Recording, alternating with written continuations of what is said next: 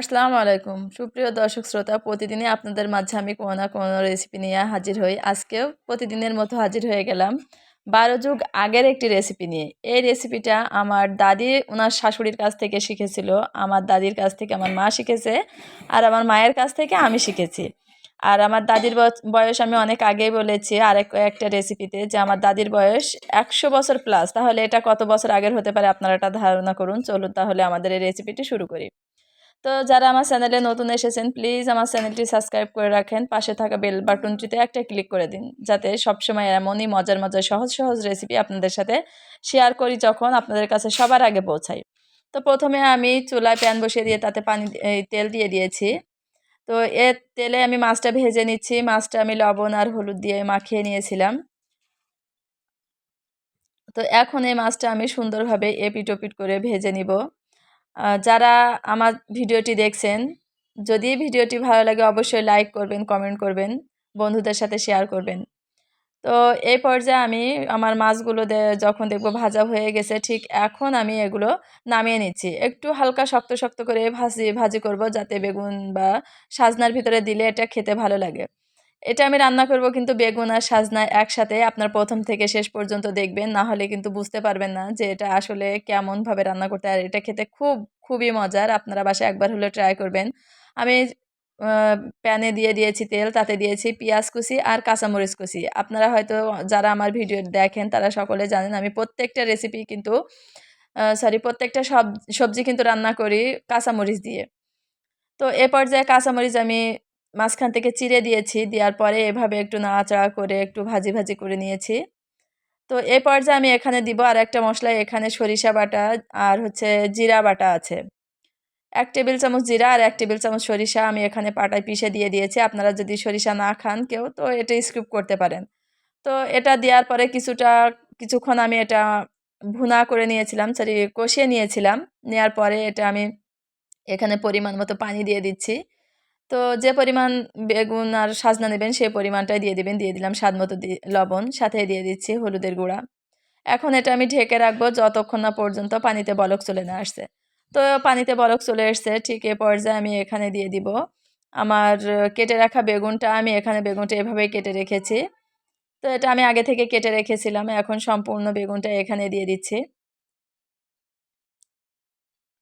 আর যখন এটা দেওয়া হয়ে যাবে আমি আবার এটা ঢাকনা দিয়ে ঢেকে রাখছি। এখানে চাইলে আপনারা আলু দিতে পারেন। আমি আজকে আলু দেইনি। আলু দিলেও খুবই মজার হয়। তো এটা দেওয়ার পরে যখন এমনইভাবে আবারও বলক চলে আসবে, আমি এখানে দিয়ে দিচ্ছি সজিনা, সাজনা বা যেটাই আপনারা বলেন, এটা কিন্তু সেটাই আমি ঠিক এই সাইজ করে কেটে নিয়েছিলাম। দেখিয়ে দিয়েছি আপনাদের। যারা আলু দিতে চান এই পর্যায়ে আলুটাও দিয়ে দিবেন। আলু দিলেও কিন্তু অসম্ভব মজার হয়।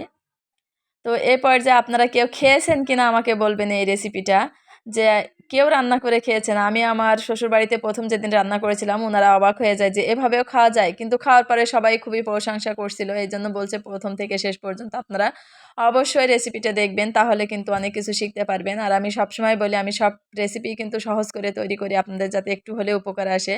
আমি মাঝে ঢাকনা খুলে এভাবে নাড়াচাড়া করে দিয়েছি। আবারও ঢেকে দিয়ে রান্না করে নিয়েছি। যতক্ষণ পর্যন্ত না হয়েছে আমি এভাবেই ঢাকনা দিয়ে ঢেকে দিয়েছি।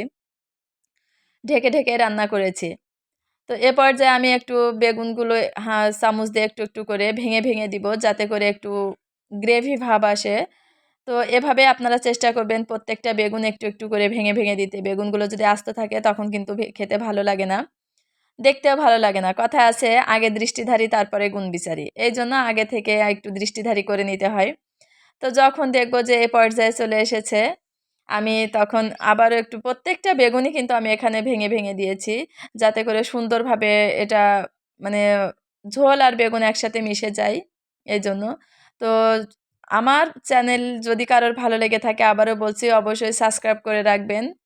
আর আপনারা অবশ্যই কমেন্ট করবেন। কমেন্ট করলে আপনাদের সাথে পরিচিত হতে পারি, কথা বলতে ভালো লাগে।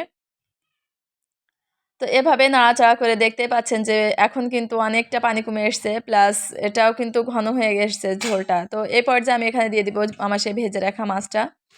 তো আমি এখানে মাছ দেওয়ার পরে আবারও ঢেকে রাখবো। আপনারা অবশ্যই মাছ দেওয়ার পরে ঢেকে দিবেন। তখন যে মাছের যে ফ্লেভার সেটা কিন্তু তরকারির ভিতরে সুন্দরভাবে যায়। আমার এটা হয়ে গেছে, আমি নামিয়ে নেব।